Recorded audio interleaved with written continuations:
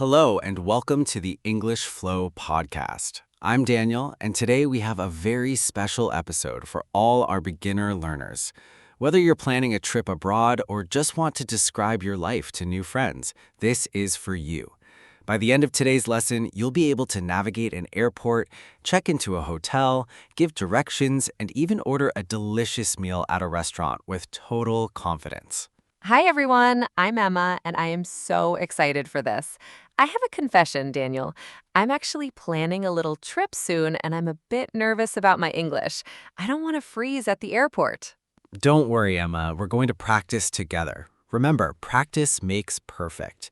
Let's start at the very beginning. The big word, travel. It just means going from one place to another.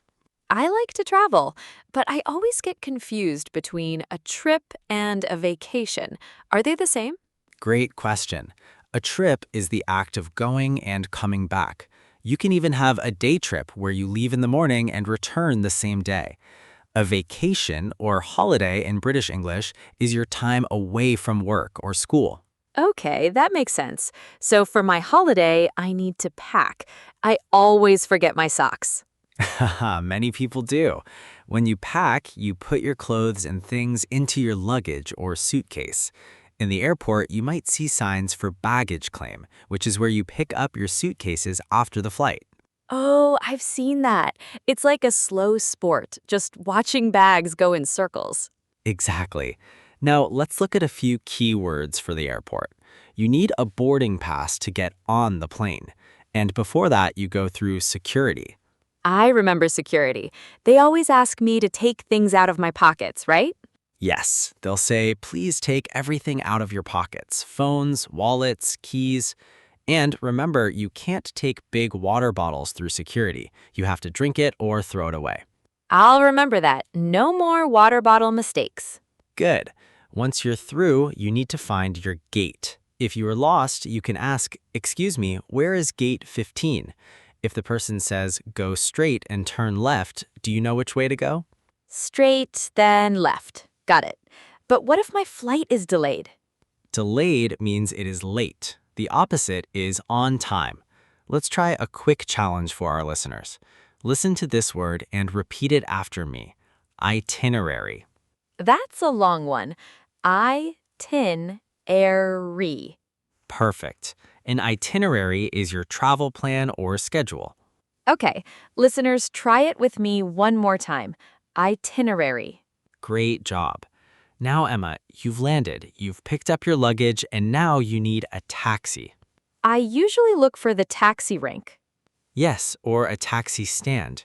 When you get in, the driver might ask, where would you like to go? You can say, to the Hilton Hotel, please. And then I ask, how much is that? Exactly. Or you can ask, can I pay by credit card? By the way, if you're enjoying this conversation, please hit the like button and subscribe. It helps other learners find us. Yes, please subscribe. Okay, Daniel, I'm at the hotel now. This is the part that makes me nervous, checking in. Let's role play. I'll be the receptionist. Good evening. Welcome to our hotel. How can I help you? Hi, I have a reservation under the name Emma. One moment. Ah, yes, you are staying for 2 nights. Is that correct? Yes, that's right. Is breakfast included? Emma, that was perfect. You used is because breakfast is one thing. If you were asking about many things, you'd use do. For example, do the rooms have Wi-Fi? Wait, Daniel, I think I made a mistake. Should I say, does the room have Wi-Fi? Yes, does for one room, do for many guests. You're learning so fast. The receptionist will then give you a key card and tell you your room number. I love the key cards. They're much easier than old keys. They are. Now, Emma, once you are settled in your room, you might want to explore the city. But what if you get lost? I'd have to ask for directions. I'd say, excuse me, could you help me? I'm lost. Very polite. You can ask, where is the museum? Or how do I get to the bank? If it's close, they might say it's around the corner or opposite the church. Opposite means across from it, right? Exactly. And if they give you a lot of instructions like turn right at the roundabout or go over the bridge, just ask them to show you on a map. I always carry a map, Even if I have my phone, a paper map feels like a real adventure. Speaking of adventure, one of the best parts of traveling is the food. Let's talk about ordering at a restaurant. Ooh, I'm getting hungry already. What's the first thing I say when I walk in? You can say, "A table for two, please." The waiter will give you the menu. If you don't know what to eat, just ask, "What do you recommend?" I usually want to try the special of the day. Good choice. In England, you might try fish and chips, but be careful, they might ask if you want mushy peas. Mushy peas. That sounds interesting. It's a classic. Now, Emma, let's look at a few grammar phrases for ordering. It's better to use soft requests to be polite. Instead of saying, "Give me a sandwich," what should you say? I should say, can I have a sandwich, please? Or could I get some water? Perfect. "Can I have" and "could I get" are very friendly. And at the end, you ask, "Can I have the bill, please?" In America, they sometimes call it the check, right? Yes, bill or check, people will understand both. Emma, you are doing so well. Why don't we take a little break from travel and talk about where we live, our homes? I love talking about houses. I live in an apartment, but my dream is to live in a cottage in the countryside. A cottage. That sounds very cozy. Cozy means comfortable and warm, like a hug. How would you describe your apartment now? It is small but bright. It has a living room, a kitchen, and one bedroom. Nice. Does it have a balcony? No, no balcony, but it has a large window in the bedroom so I can see the street. We use "there is" and "there are" to describe what's in a room. For example, in my living room, there is a sofa and there are two chairs. And there is a coffee table in front of the sofa. I have a lot of books, so I need a big bookshelf.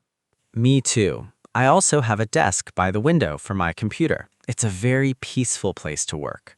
I need to organize my desk. It's a bit messy right now. Don't worry, mine is too. Listeners, here's a quick task for you.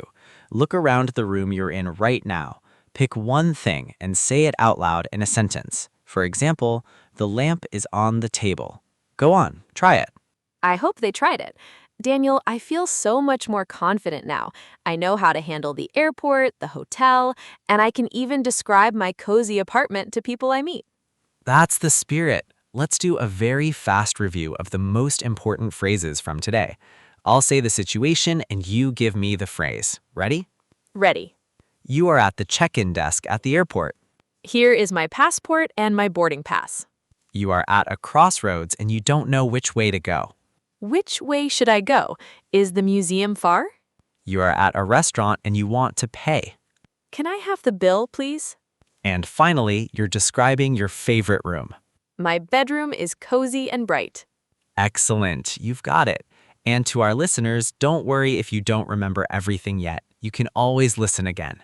Yes, and please leave a comment below. Tell us, what is your favorite room in your house and why? We love reading your stories. We really do. You're doing a great job. Keep practicing a little every day. In our next episode, we'll be talking about how to describe people, their appearance, and their personalities. I can't wait. See you next time.